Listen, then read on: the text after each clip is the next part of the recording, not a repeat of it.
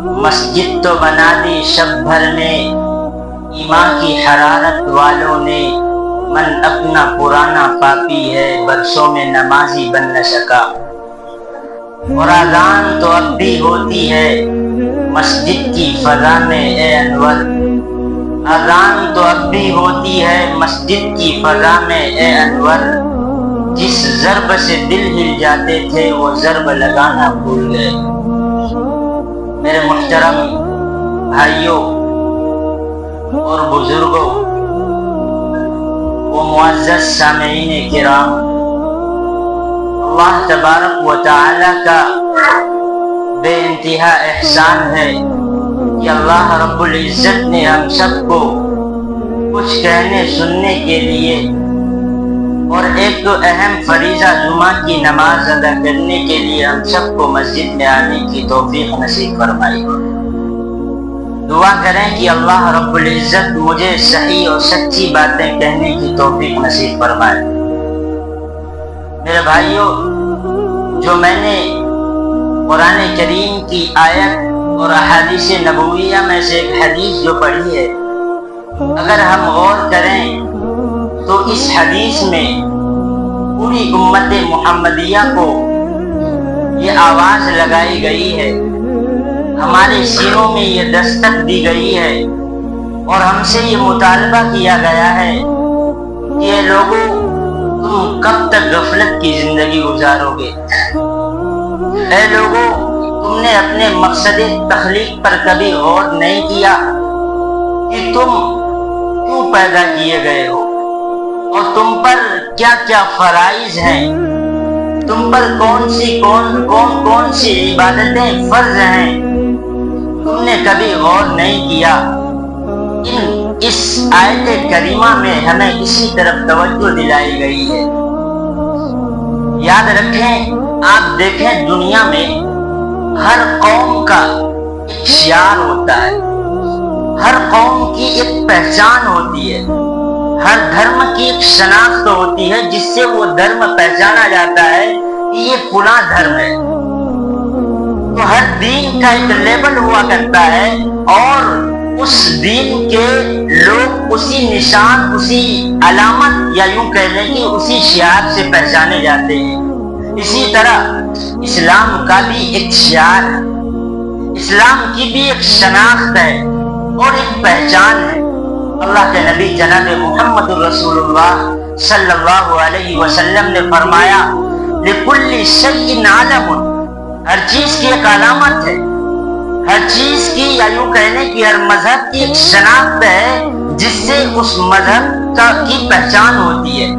اور اللہ کے نبی نے آگے فرمایا، وَعَلَمُ الْإِيمَانِ الصَّلَاةُ، ایمان کی علامت، اہل اسلام کی شناخت اور مسلمانوں کا شعار وہ نماز ہے۔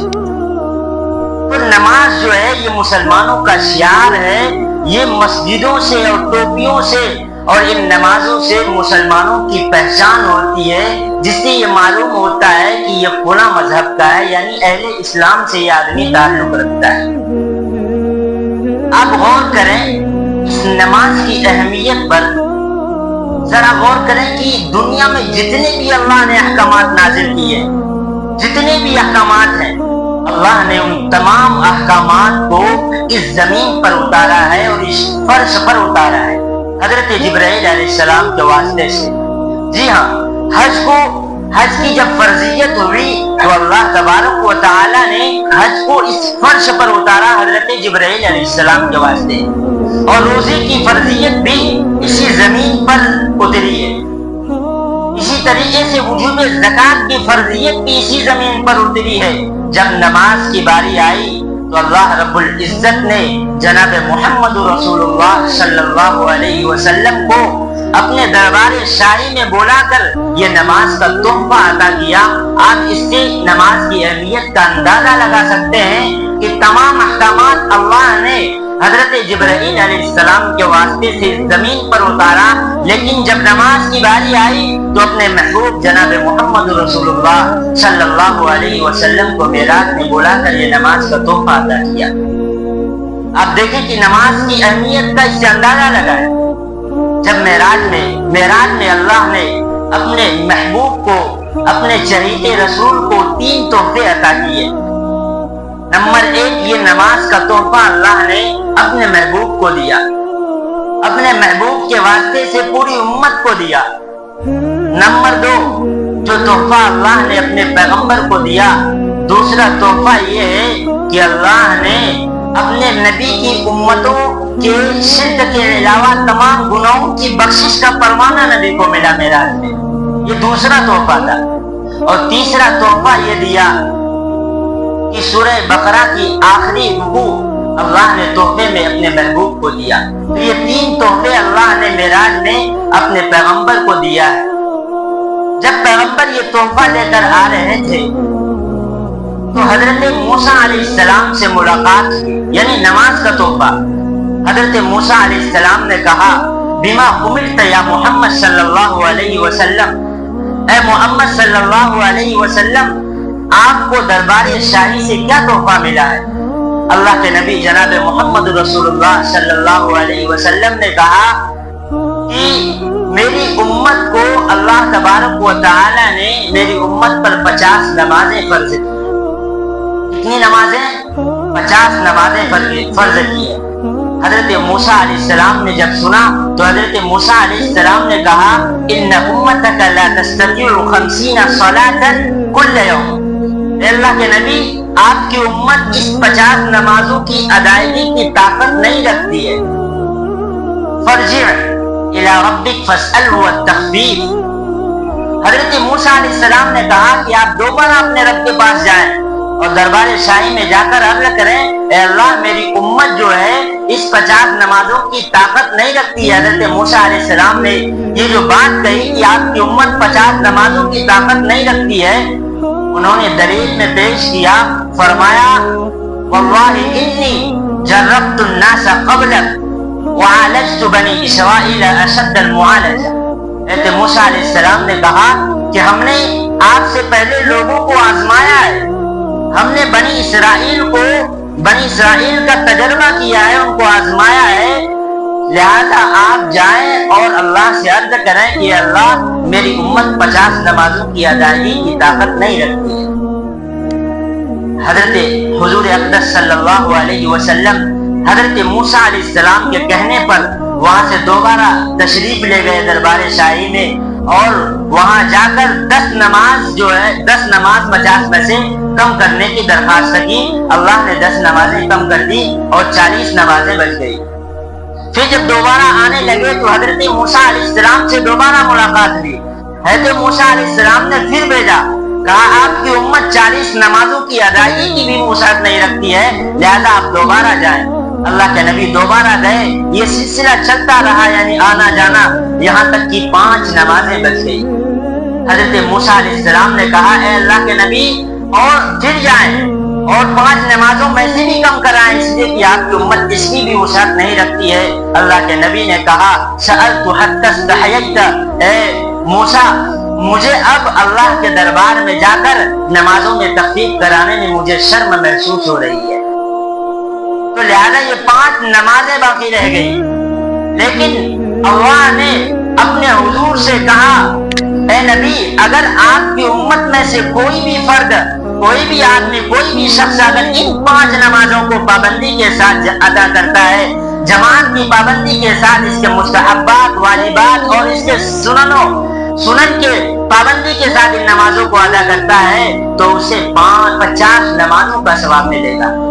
آپ دیکھیں نمازیں 5 ہے، لیکن اگر کوئی پابندی کے ساتھ پڑھتا ہے انہی 5 نمازوں کو، تو اللہ تبارک و تعالیٰ نے فرمایا کہ ان 5 نمازوں کو 50 نمازوں کے برابر ثواب دیا جائے گا۔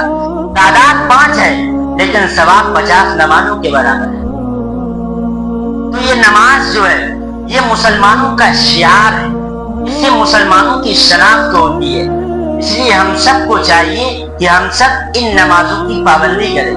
اللہ قرآن مقدس کے اندر فرماتا ہے ان الصلاۃ تنہی عن الفحشاء والمنکر، کہ نماز ایک ایسی عبادت ہے جب آدمی نمازیں پڑھنے لگتا ہے تو یہ نماز خود بخود آدمی کے اندر تبدیلی پیدا کرتی ہے، پھر وہ آدمی دھیرے دھیرے گناہوں سے بچنے لگتا ہے۔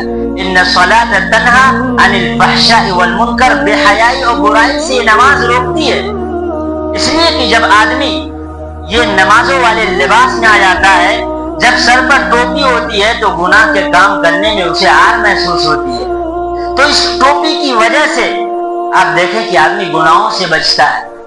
تو یہ نماز جو ہے اگر سچے دل سے کوئی ادا کرتا ہے تو اللہ رب العزت اسے بے حیائی اور برائی سے اس نماز کے ذریعے آدمی کو بچا لیتا ہے۔ اور آپ واقعات دیکھیں کہ واقعات بڑی بڑی ہیں کہ نمازوں کی پابندی کس قدر کی گئی۔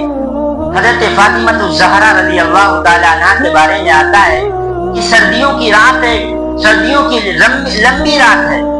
حضرت فاطمہ الزہرا رضی اللہ تعالی عنہا مصلی پر آتی ہیں اور 2 رکعت کی نیت باندھتی ہیں، اور قرآن پڑھنے میں ان کو اتنا مزہ آتا ہے کہ وہ قرآن پڑھتی رہتی ہیں۔ اس طریقے سے رکوع میں مزہ آتا ہے، لمبا رکوع کیا انہوں نے، لمبا سجدہ کیا، اور جب 2 رکعتیں مکمل کی تو دعا کے لیے جب ہاتھ اٹھایا تو دیکھتی کیا ہے کہ سحری کا وقت ہو گیا ہے، اور انہوں نے کہا ہے اللہ ابھی تو میں نے 2 رکعتیں نماز ہی پڑھی تھی کہ تیری رات مکمل ہو گئی۔ اب دیکھیں کہ وہ راتوں کے چھوٹے ہونے کا شکوہ کیا کرتی تھی، لیکن آج ہم سب ہیں کہ ہم سب نے بازاروں کو آباد کر رکھا ہے، ہم نے سنیما گھروں کو آباد کیا ہے، ہم نے چائے کے دکانوں کو آباد کیا ہے، ہم نے گندی محفلوں کو آباد کیا ہے، لیکن ہم نے مسجدوں کو ویران کر دیا اس کے بدلے میں، اور ہم نے دینی مجلسوں کو ویران کر دیا ہے۔ ہم نے علماء کی محفلوں میں ہم جانے سے کتراتے ہیں، ہم خانقاہوں میں جانے سے کتراتے ہیں، ہم نے دینی تمام مجالس کو، تمام مکاتب کو، تمام مدارس کو، تمام خانقاہوں کو ویران کر کے ہم نے بازاروں کو آباد کیا ہے۔ اللہ کے نبی جناب محمد رسول اللہ صلی اللہ علیہ وسلم نے فرمایا کہ دنیا میں جو جگہ ہے، یعنی مقدس جو جگہ ہے وہ مسجد ہے، اور جو فحاش یعنی جو سب سے گندی جگہ ہے، اللہ کے نبی نے فرمایا کہ وہ بازار ہے، اس لیے کہ اس میں بے حیائی ہوتی ہے، اس میں برائی ہوتی ہے، اس میں طرح طرح کے فحاشی ہیں۔ لیکن مساجد ایسے ہیں کہ جہاں کسی طرح کی کوئی برائی نہیں ہے، آپ ہیں اور آپ کا اللہ ہے۔ میرے بھائیوں، روایت میں آتا ہے کہ 2 صحابی، آپ دیکھیں کہ صحابی عبادتوں میں کس قدر ذوق اور شوق رکھتے تھے۔ روایت میں آتا ہے کہ 2 صحابی ہیں، ان سے کہا گیا کہ آپ کو فلاں جگہ بیٹھ کر پہرے داری کرنا ہے کہ کوئی دشمن حملہ نہ کر دے۔ تو روایت میں آتا ہے وہ 2 صحابی جب ان کو ایک کام میں لگایا گیا تو ان میں سے ان دونوں نے سوچا کہ اگر ہم دونوں جاگ کر رہیں گے رات میں تو دونوں کو فجر کے وقت آنکھ لگ جائے گی، اس لیے ایسا کرتے ہیں کہ ابھی میں سوتا ہوں، آپ جگیے، اور پھر جب آپ اٹھیں گے میں سو جاؤں گا۔ یہ پاری لگائی دونوں نے۔ تو چنانچہ اس کے مطابق ایک صحابی سو گئے، دوسرے صحابی جاگتے رہے، تو ان کے دل میں خیال آیا کہ کیوں نہ عبادت کی جائے اس جاگتے ہوئے میں، اور انہوں نے 2 رکعت کی نیت باندھ لی۔ جب 2 رکعت کی نیت باندھی تو تیر پر تیر دشمنوں کی طرف سے چلے، اور روایت میں آتا ہے کہ ان کا جسم خون سے لہو لہان ہو گیا، اور اتنا خون بہنے لگا کہ وہ صحابی خوف محسوس کرنے لگے کہیں میں گر نہ جاؤں۔ تو انہوں نے فوراً 2 رکعت مکمل کی اور دوسرے صحابی کو جگایا، اور اس صحابی سے کہا خدا کی قسم میں سورہ کہف پڑھے بغیر نماز مکمل نہ کرتا، لیکن مجھے خوف تھا کہ کہیں فرض منصبی میں کمی اور کوتاہی نہ ہو جائے، اس لیے میں نے 2 رکعت کو سورہ کہف پڑھے بغیر ہی مکمل کر دی۔ آپ دیکھیں کہ اس قدر ان کے اندر شوق تھا اور عبادتوں کا جذبہ تھا۔ میرے بھائیوں، آج ہم دکانوں کا بہانہ بناتے ہیں، آج ہم کہتے ہیں کہ فلاں جگہ ہم رہتے ہیں، ہمیں ٹائم ہی نہیں ملتا، ہم دکان میں رہتے ہیں، دکانوں میں بزی رہتے ہیں، گراہک اتنے آتے ہیں، ہم کہتے ہیں بہانہ کیا بناتے ہیں کہ ہم دفاتر میں رہتے ہیں، سرکاری ملازم ہیں، وہاں ہمیں وقت نہیں ملتا، تو طرح طرح کے ہم بہانے بناتے ہیں۔ حضرت قطب الدین بختیار کاکی رحمت اللہ علیہ جب ان کا فوت ہوا، ان کا انتقال ہوا تو کوہرام مچ گیا اور ایک بڑے میدان میں ان کی نماز جنازہ کے لیے ان کے جنازے کو لایا گیا۔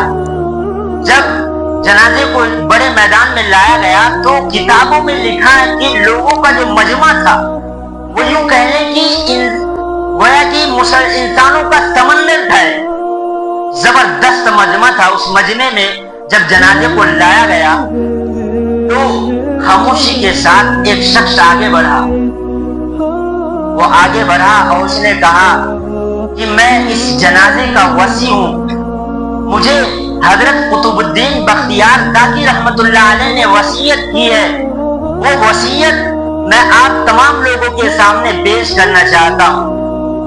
اور اس شخص نے کہا، اس وصی نے کہا کہ وصیت یہ ہے کہ حضرت قطب الدین بختیار کاکی رحمت اللہ علیہ اس دنیا سے فوت ہونے سے پہلے، اس دنیا سے جانے سے پہلے انہوں نے یہ وصیت کی ہے کہ میری نماز جنازہ وہ شخص پڑھائے جس کے اندر 4 خوبیاں ہوں۔ کیا فرمایا؟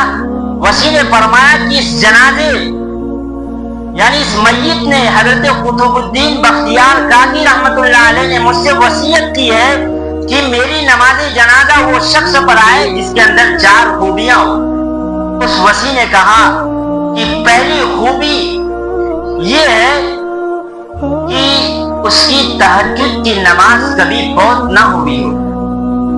پہلی خوبی اس شخص کے اندر جو میری نماز جنازہ پڑھائے یہ ہونی چاہیے کہ اس کی زندگی میں، پوری زندگی میں، یعنی جب سے وہ بالغ ہوا ہے، شریعت کے احکام کا مکلف ہوا ہے، اس وقت سے لے کر ابھی تک اس کی کبھی تہجد کی نماز فوت نہ ہوئی ہو۔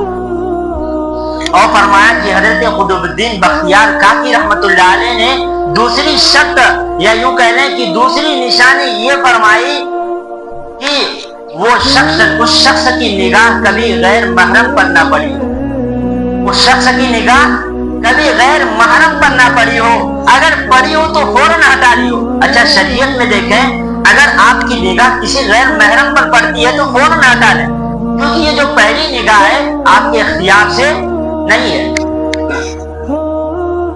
فوراً ہٹا لیں۔ لیکن دوسری بار آپ نگاہ نہیں ڈال سکتے ہیں۔ اگر آپ نے اچھا ایک نظر دیکھ سکتے ہیں، دوسری نظر نہیں۔ یہاں سے لوگ یہ نقطہ نکالتے ہیں کہ چلو پہلی مرتبہ جو ہم نے دیکھا ہے خوب دیکھ لیں۔ بعض لوگ کہتے ہیں پہلی نظر معاف ہے، تو وہ یوں کہتے ہیں چلو پہلی نظر معاف ہے تو پہلی نظر ہی ہم خوب زیادہ دیکھتے رہیں، تو یہ جائز نہیں ہے۔ بلکہ آپ کی نگاہ اگر کسی غیر محرم پر پڑتی ہے ایک نظر اور وہ اختیار سے نہیں پڑ رہی ہے بلکہ بلا اختیار پڑ رہی، تو آپ فوراً ہٹا لیں، شریعت کا حکم ہے۔ اور دوسری نگاہ ڈالنا یہ حرام ہے۔ حضرت قطب الدین بختیار کاکی رحمت اللہ علیہ نے کہا کہ دوسری علامت وہ شخص، اس شخص کے اندر جو میری نماز جنازہ پڑھائے یہ ہونی چاہیے کہ اس کی کبھی بھی اس نگاہ اس کی کبھی کسی غیر محرم پر نہ پڑی ہو۔ اور فرمایا کہ تیسری علامت یا تیسری نشانی یا تیسری خوبی اس شخص کے اندر یہ ہونی چاہیے کہ اس کی تکبیر اولیٰ کبھی فوت نہ ہوئی۔ آپ دیکھیں کہ یہ جو نشانی حضرت نے بیان کر کے گئے ہیں، حضرت جو بیان کر کے انتقال فرمائے، کتنی زبردست سب خوبی ہے۔ یہ ایسی خوبیاں ہیں جس پر ایک شخص کا پابندی کرنا بہت ہی مشکل ہے۔ مشکل ہے یا نہیں؟ بہت مشکل ہے۔ اور فرمایا حضرت نے چوتھی خوبی اس شخص کے اندر جو میری نماز جنازہ پڑھائے یہ ہے کہ وہ عبادتیں اتنی کرتا ہو، عبادتوں کا شوق اس کے اندر اتنا ہو کہ حتیٰ کہ عصر کی سنت بھی کبھی اس سے فوت نہ ہوئی ہو۔ فرمایا یہ 4 خوبی جس کے اندر ہو وہی میری نماز جنازہ پڑھائے۔ اور کتابوں میں لکھا ہے کہ جب یہ خوبیاں حضرت نے اس وسیع نے لوگوں کے سامنے بیان کی تو مجمع میں سناٹا چھا گیا، لوگ خاموش ہو گئے، لوگوں کے سر جھک گئے کہ ایسا کون شخص ہو سکتا ہے۔ اور کافی دیر کے بعد ایک شخص آگے بڑھا اور جنازے کے پاس پہنچا، اس نے چادر ہٹائی اور حضرت قطب الدین بختیار کاکی رحمت اللہ علیہ کو مخاطب کرتے ہوئے کہا، حضرت آپ تو چلے گئے لیکن آپ نے مجھے رسوا کر دیا۔ اور اس شخص نے مجمع کے سامنے اللہ کی قسم کھا کر یہ کہا کہ میرے اندر یہ چاروں خوبیاں ہیں۔ آپ یہ سوچتے ہوں گے کہ یہ شخص کون تھے؟ یہ وہ شخص تھے جو وقت کے بادشاہ تھے، شمس الدین التمش نام تھا ان کا۔ یہ اس وقت کے بادشاہ تھے اور ان کے اندر یہ چاروں خوبیاں موجود تھی۔ یہ آگے بڑھے اور انہوں نے نماز جنازہ پڑھائی۔ میں یہ واقعے سے یہ کہنا چاہتا ہوں کہ وقت کے بادشاہ کے اندر آپ دیکھیں کہ جو مدرسے کا محتمم ہوتا ہے اس کے اندر کتنی ذمہ داریاں ہوتی ہیں؟ ہوتی ہے نہیں؟ ہمیشہ ان کے اوپر ذمہ داریاں ہوتی ہے۔ تو وقت کے بادشاہ کے پاس آپ سوچیں کہ کتنی ذمہ داریاں ہوں گی۔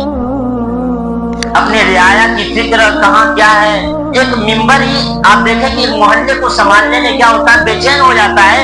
تو وہ وقت کے بڑے بادشاہ تھے، انہوں نے ان نمازوں کی پابندی کی۔ تو آپ اور ہم کیوں نہیں کر سکتے؟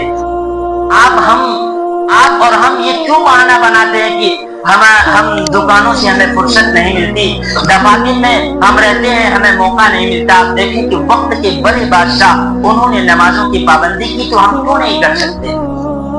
اس لیے میرے بھائیوں، نمازوں کی پابندی کریں۔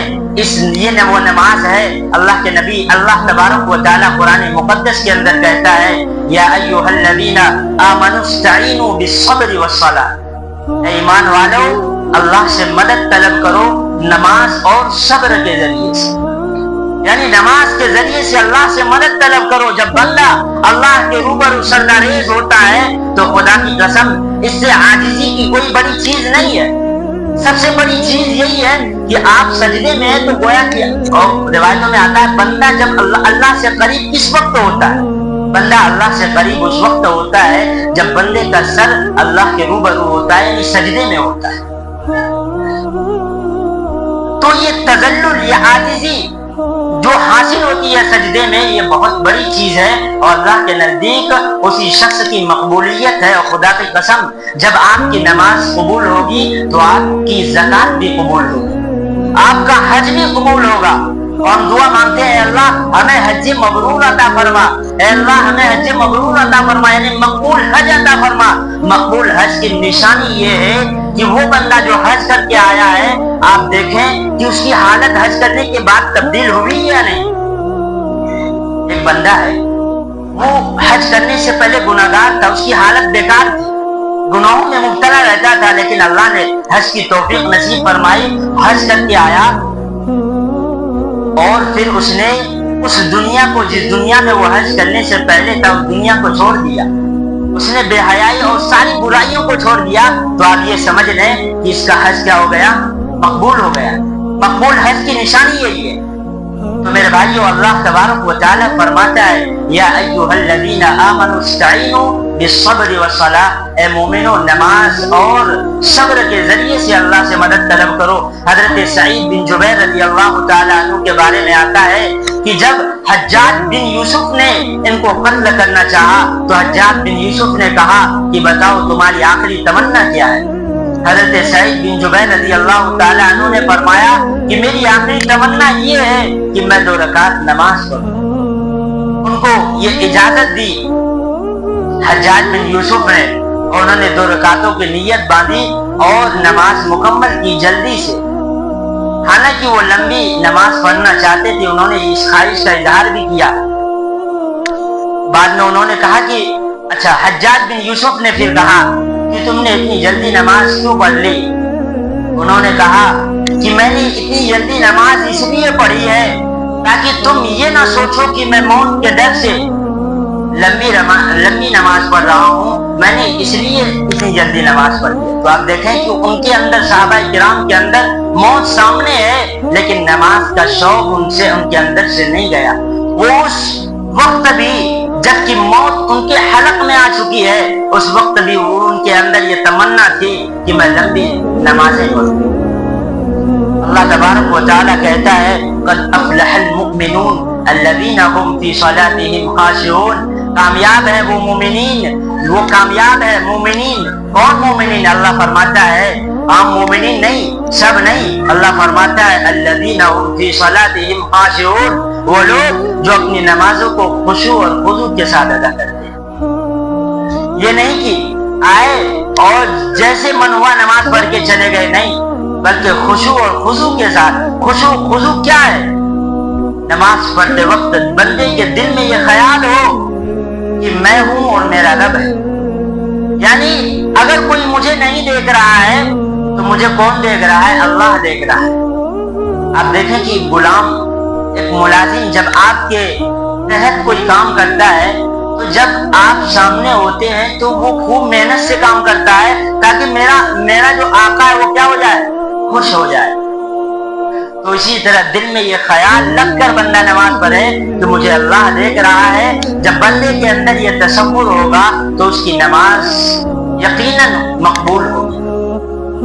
اس لیے ہم سب کو چاہیے کہ ہم سب ان نمازوں کی پابندی کریں۔ میرے بھائیوں، ایک لوہار کی امام احمد ابن حنبل رحمۃ اللہ علیہ کے پڑوس میں ایک لوہار رہتا تھا۔ اس لوہار کا جب انتقال ہوا تو ایک محدث نے، اس وقت کے بڑے محدث نے خواب میں دیکھا کہ ان کا جو مقام، ان کا جو درجہ وہاں پر کر دیا گیا ہے وہ امام احمد ابن حنبل کے برابر ان کا درجہ کر دیا گیا، ایک لوہار کا درجہ انہوں نے خواب میں دیکھا۔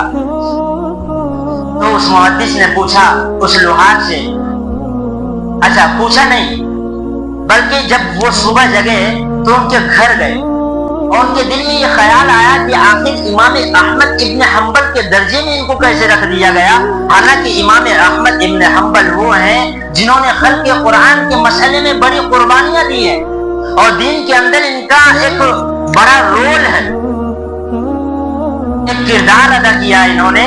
اور جو فقہ ہے، جو فقہ کے جو مکاتب فکر، ان میں 4 امام ہیں، ایک امام احمد ابن حنبل کا بھی نام، یہ بہت بڑے امام تھے۔ انہوں نے یہ سوچا کہ اس لوہار کا درجہ امام احمد ابن حنبل کے برابر کیسے ہو گیا۔ چنانچہ وہ صبح جاگنے کے بعد کئی محدثوں کے پاس گئے اور ان سے انہوں نے یہ کہا کہ ایسا کیسے ہوا، تو تمام محدثین نے کہا کہ ان کا کوئی عمل ایسا ہوگا جو اللہ کے نزدیک بہت مقبول ہوگا، اللہ کو پسند آیا اور اللہ نے اس کے درجے کو بڑھا دیا۔ اور ان کو فکر بھی کہ آخر وہ کون سا عمل ہے، آخر ہم بھی جانیں کہ وہ کون سا عمل ہے جس عمل کو کرنے سے ان کا اتنا بڑا مقام اللہ کے نزدیک ہو گیا۔ چنانچہ وہ ان کے گھر گئے اور ان کی اہلیہ سے پوچھا تو ان کی اہلیہ نے کہا ان کا کوئی خاص عمل تو نہیں ہے۔ تو حضرت نے کہا، اس محدث صاحب نے کہا آپ ذرا غور کر کے بتائیں، سوچیں۔ تو انہوں نے کہا کہ ان کی زندگی میں دو نمایاں عمل ہیں۔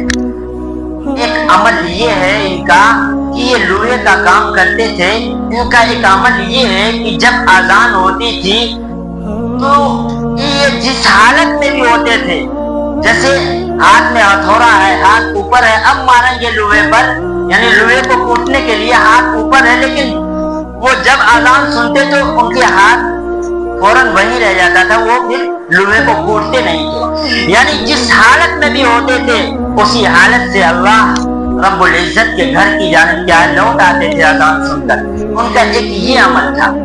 اور فرمایا کہ ان کا دوسرا عمل یہ تھا کہ جب وہ دن بھر کام کر کے آتے تھے گھر میں، وہ عیالدار آدمی تھے، یعنی بال بچوں والے آدمی تھے، جب وہ دن بھر کام کر کے آتے تھے گھر میں تو کھانا کھا کر سو جاتے تھے، لیکن سونے سے پہلے وہ یہ دیکھتے تھے کہ حضرت امام احمد ابن حنبل رحمت اللہ علیہ رات کو عبادتیں کر رہے ہیں اور نماز میں قرآن کریم کی تلاوت کر رہے ہیں، تو وہ حسرت بھری نگاہ سے حضرت امام احمد ابن حنبل کے اس عمل کو دیکھتے تھے، اور ان کے دل کے اندر ایک جذبہ تھا اور ارادہ تھا کہ میں بھی ایسا عمل کروں، لیکن وہ یہ عمل اس وجہ سے نہیں کر پائے کیونکہ وہ اپنے بال بچوں کے اندر بزی تھے اور ان کے یہاں کوئی ایسا شخص نہیں تھا جو اتنی محنت کر سکے۔ لیکن دل کے اندر ایک آرزو تھی کہ میں بھی امام احمد ابن حنبل رحمۃ اللہ علیہ کی طرح عبادتیں کروں۔ تو فرمایا کہ ان کی زندگی میں بس 2 ہی عمل تھے، ایک نماز کی پابندی، جو اللہ کے مؤذن نے یا منادی نے آواز لگائی فوراً وہ اللہ کے گھر کی طرف لوٹ آتے تھے۔ اور دوسرا عمل فرمایا کہ ان کے اندر یہ جذبہ تھا، یا یوں کہہ لیں کہ ان کے اندر یہ تمنا تھی کہ میں بھی امام احمد ابن حنبل رحمۃ اللہ علیہ کی طرح عبادتیں کروں۔ تو حضرت اس محدث صاحب نے کہا کہ یہی دو عمل ہے جس کی وجہ سے اس لحاظ کا درجہ، اس حداد کا درجہ اللہ رب العزت نے امام احمد ابن حنبل رحمۃ اللہ علیہ کے درجے میں اتار دیا۔ تو دیکھیں، آپ ایک عمل کرنا چاہتے ہیں، آپ دل کے اندر نیت ہے اور وہ نیت خالص ہے، حقیقتاً آپ کرنا چاہتے ہیں، لیکن آپ کسی وجہ سے نہیں کر پا رہے ہیں، تو دیکھیں اس نیت کا اللہ تبارک و تعالیٰ نے کیا پھل عطا کیا اس لوہار کو۔ تو اگر آپ بھی نیتیں کرتے ہیں نیک اعمال کی، لیکن آپ کو بال بچوں کی وجہ سے آپ کر نہیں پاتے ہیں، تو اللہ رب العزت اس نیت کا بھی آپ کو کیا دے گا؟ ثواب دے گا، اور اجر اللہ رب العزت کل قیامت میں عطا کرے گا۔ تو میرے بھائیوں، نماز کی پابندی بہت ہی ضروری ہے۔ اللہ کے نبی جناب محمد رسول اللہ صلی اللہ علیہ وسلم نے فرمایا، کیا فرمایا؟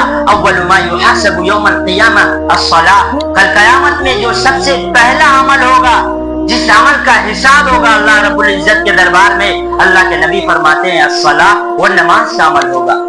یوم یفر المرء من اخیہ وامہ وابیہ وصاحبتہ وبنیہ لکل امرئ منہم یومئذ شأن یغنیہ۔ قرآن اس قیامت کے دن کا، اس میدان محشر کا نقشہ کھینچتا ہے، اور قرآن کہتا ہے کہ اس دن باپ بیٹے سے بھاگے گا، بیٹا باپ سے بھاگے گا، یعنی ہر ایک دوسرے سے بھاگے گا، کہیں میرا عمل کوئی نیک عمل نہ مانگ لے۔ اور قرآن کہتا ہے لکل امرئ منہم یومئذ شأن یغنیہ، ہر ایک کو اس کا عمل بے چین کر دے گا، ایک دوسرے سے بے نیاز کر دے گا، کوئی کسی طرف دیکھے گا نہیں۔ اور فرمایا کہ ہر شخص اپنے اعمال کے سورج کو اتنا قریب کر دیا جائے گا، فرمایا کہ ابھی جو کروڑوں میل دور ہے سورج، اس دن 1 میل کے فاصلے پر کر دیا جائے گا۔ آپ سوچیں، جب کروڑوں میل دور ہے سورج آج، تو ہمیں کتنی گرمی محسوس ہوتی ہے۔ جب 1 میل کے فاصلے پر سورج ہوگا تو بتائیں گرمی کا کیا عالم ہوگا۔ تو فرمایا اس دن، اللہ کے نبی فرماتے ہیں اس دن سارے لوگ اپنے اعمال کے مطابق پسینے میں ڈوب رہے ہوں گے، لیکن فرمایا کہ 7 لوگ ایسے ہوں گے جن کو اللہ اپنے عرش کے سائے میں جگہ نصیب فرمائے گا۔ فرمایا 7 لوگ ایسے ہوں گے اس دن جن کو اللہ اپنے عرش کے سائے میں جگہ نصیب فرمائے گا، اور اس دن کوئی سایہ نہ ہوگا، لیکن ایک ہی سایہ ہوگا، وہ اللہ کے عرش کا سایہ ہوگا۔ اور فرمایا ان 7 آدمیوں میں سے ایک آدمی، اللہ کے نبی فرماتے ہیں ایک آدمی کون ہوگا؟ رجل قلبہ معلق بالمسجد۔ اللہ کے نبی فرماتے ہیں ایک آدمی وہ ہوگا جس کا دل مسجد سے ٹکا ہوا۔ فرمایا کہ اس نے فجر کی نماز ادا کی، لیکن مسجد کے باہر قدم رکھتا ہے، لیکن اس کے دل کے اندر یہ ارادہ ہے، اور اللہ سے کہتا ہے اللہ میں دوبارہ ضرور ظہر کی نماز پڑھنے کے لیے آؤں گا، دل کے اندر اس کے یہ ارادہ ہے۔ اور فرمایا جب وہ ظہر کی نماز پڑھ کے مسجد سے باہر نکلتا ہے تو اس کے دل کے اندر یہ ارادہ ہے اللہ میں ظہر کی نماز پڑھ کر جا رہا ہوں، لیکن میں عصر کی نماز کے لیے ضرور آؤں گا۔ رجل قلبہ معلق بالمسجد، کب نماز کی اذان دی جائے میں مسجد جاؤں گی۔ آدمی جس کا دل مسجد سے ٹکا ہوا ہو، اس کا مطلب یہی ہے کہ باہر ہے لیکن اس کے دل کے اندر یہ تمنا ہے کہ ظہر کی اذان ہوگی تو میں ضرور ظہر کی نماز پڑھنے جاؤں گا، عصر کی اذان ہوگی تو میں ضرور عصر کی نماز پڑھنے جاؤں گا، مغرب کی اذان ہوگی تو میں ضرور مغرب کی نماز پڑھنے جاؤں گا۔ تو میرے بھائیوں، اللہ کے نبی جناب محمد رسول اللہ صلی اللہ علیہ وسلم نے فرمایا کہ 7 لوگ جن کو اللہ اپنے عرش کے سائے میں جگہ نصیب فرمائے گا اس دن، فرمایا ان میں سے ایک شخص وہ ہوگا جس کا دل مسجد سے ٹکا ہوا ہو۔ میرے بھائیوں، اللہ فرماتا ہے الذین یؤمنون بالغیب ویقیمون الصلاۃ الذين يؤمنون بالغیب ويقيمون الصلاة ومما رزقناهم ينفقون۔ فرمایا وہ لوگ جو غیب پر ایمان رکھتے ہیں اور نمازوں کو پابندی کے ساتھ ادا کرتے ہیں، ويقيمون الصلاة ارکان اور اس کے مستحبات سنن کے ساتھ پابندی کے ساتھ نماز کو ادا کرتا ہے، اور فرمایا اگلی پچھلی کتابوں پر ایمان رکھتا ہے، وبالآخرہ هم یوقنون، آخرت پر بھی اس کا ایمان ہے۔ اللہ فرماتا ہے اولئک علی ھدی من ربہم واولئک هم المفلحون، یہی وہ لوگ ہیں جو اپنے رب کی جانب سے ہدایت پر ہیں وَأُولَٰئِكَ هُمُ الْمُفْلِحُونَ، اور یہی لوگ اللہ کے نزدیک کامیاب ہوں گے۔ اور فرمایا اصل کامیابی کیا ہے؟ اللہ فرماتا ہے اصل کامیابی کیا ہے؟ كُلُّ نَفْسٍ ذَائِقَةُ الْمَوْتِ وَإِنَّمَا تُوَفَّوْنَ أُجُورَكُمْ يَوْمَ الْقِيَامَةِ فَمَنْ زُحْزِحَ عَنِ النَّارِ وَأُدْخِلَ الْجَنَّةَ فَقَدْ فَازَ۔ فرمایا جو جہنم سے بچا لیا گیا، فَمَنْ زُحْزِحَ عَنِ النَّارِ وَأُدْخِلَ الْجَنَّةَ فَقَدْ فَازَ، اور جس کو جنت میں داخل کر دیا گیا، فرمایا فقط فاز، وہی آدمی کامیاب ہے۔ اصل کامیابی یہی ہے۔ اللہ رب العزت ہم سب کو نمازوں کی پابندی کرنے کی توفیق نصیب فرمائے۔